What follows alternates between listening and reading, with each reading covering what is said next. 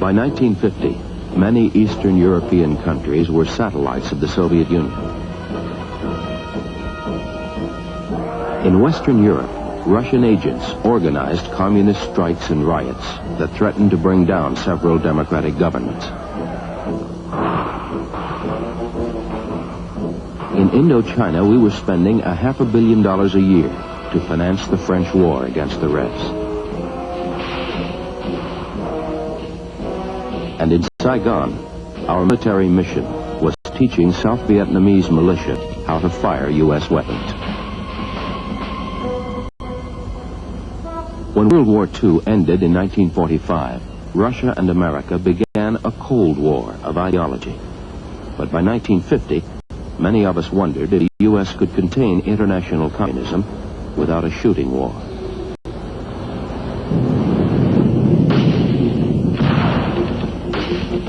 The answer came in June. Korea is a small country, thousands of miles away. But what is happening there is important to every American.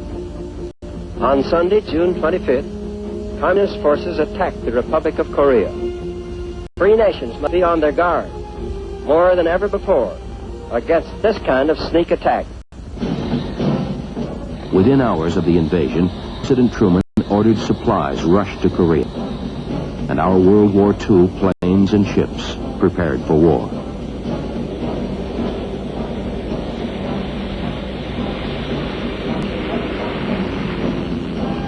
Two days later, the United Nations Security Council authorized member nations to send troops to stop the North Koreans.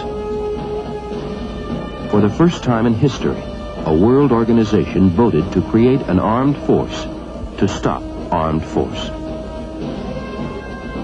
Russia was absent from the balloting. Without consulting Congress, the President backed the UN resolution with planes, ships, tanks, guns, men and women. America was at war again.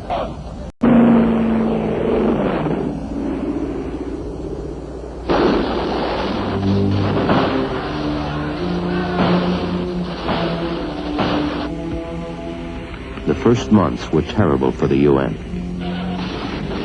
For 6 weeks, there was only bloody, humiliating defeat. Casualties ran as high as 50%, even higher among the homeless and starving. 2 months after the fighting began, the UN armies had retreated as far as they could go. There was fear that if the war continued, our troops would be driven into the sea.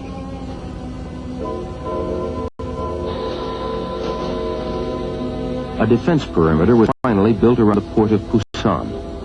Supplies began to pour in from the States and Japan, and fresh UN troops from Britain, France, Australia, Holland, and the Philippines. With his men still trapped in Pusan, General MacArthur, commander of the UN forces, launched a brilliant and daring invasion. MacArthur landed waves of U.S. Marines at Incheon, 150 miles behind the enemy lines, and attacked the North Koreans from the rear.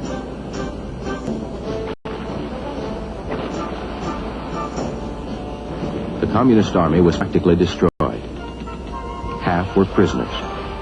The rest ran like hell for home.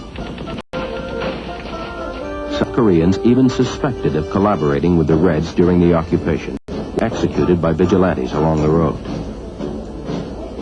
But many refugees, fed, clothed, and nursed by UN troops, were able to return home for the first time since the war began. As the communists retreated, the UN forces swept north to the Yalu River, separating North Korea from Chinese Manchuria.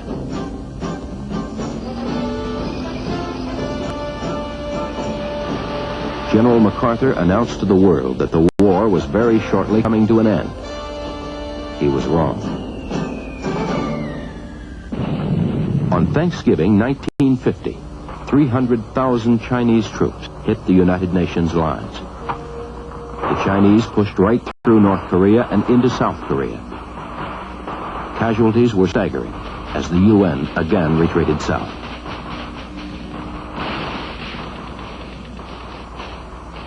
Finally, in July of 1953, after Eisenhower threatened to use atomic weapons in North Korea, an armistice was signed, and the survivors came home.